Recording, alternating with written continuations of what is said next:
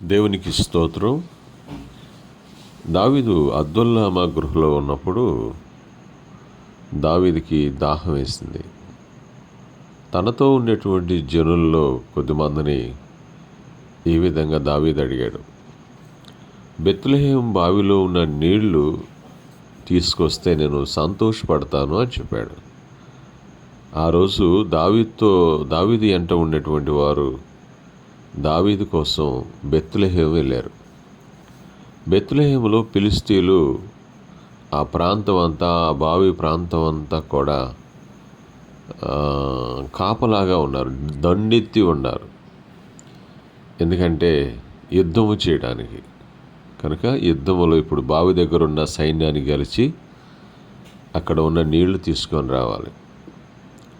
So ఈ ఉదయకాల సమయంలో నేనేం చెప్పదలుచుకున్నానంటే, బావి దగ్గరికి వెళ్ళి నీళ్లు తీసుకురాగలిగినటువంటి శక్తి కలిగినటువంటి వాడు, బలం కలిగినటువంటి వాడు దావీదు కావాలనుకున్నాడు.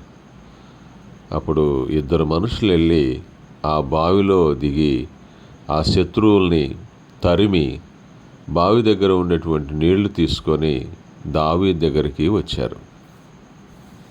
చాలా ఆశ్చర్యమే ఇది. కానీ దావీదు ఆ నీళ్లు తాక యెహోవా సన్నిధిలో పారబోసెను అని లేఖనం చెప్తున్న సత్యం. ఈ సమయంలో యెహోవా సన్నిధి ఎంత విలువైందో తెలిసినవాడు దావీదు. అలాగనే వాళ్ళు తెచ్చిన నీళ్లు ఎంత విలువైనయో తెలిసినటువంటి వాడు దావీదు. ఎందుకంటే వారి ప్రాణములకు తెగించి ఆ నీళ్లు తెచ్చాడు. అలాగనే యేసుప్రభువు వారు తన ప్రాణమును మన కోసం పెట్టి తన జీవజలములు అనగా మనం చూసినప్పుడు యేసయ్య అన్నాడు సమరయ స్త్రీతోటి, నేనిచ్చు నీళ్లు తాగేటువంటి వాడు నిత్యజీవము గలవాడు, వాడికి అన్నటి దప్పికొను అన్నాడు. కనుక ఆయన రక్తమే జీవజలంగా మానవ జాతికి ఇచ్చాడు. ఆయన విశ్వాసముతో అవి తాగినటువంటి వాడు పరలోకంలో నిత్య జీవాన్ని పొందుతాడు. లేఖనం మనతో ఈ విధంగా చెప్తూ ఉంది. నిత్య జీవపు ఓట ఆయనే.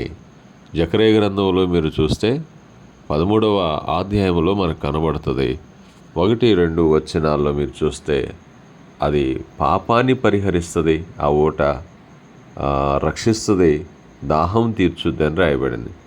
కనుక మనము ఆ క్రీస్తు అనబడినటువంటి ఆ నీరు, ఆ ఓటను మనం తాగవలసిన వారమైన పరిశుద్ధాత్మ దేవుడు మనకు సహాయం చేసి ఆ ఓటను తాగుచు ప్రభు వచ్చేంత వరకు నమ్మకముగా ఉందాం.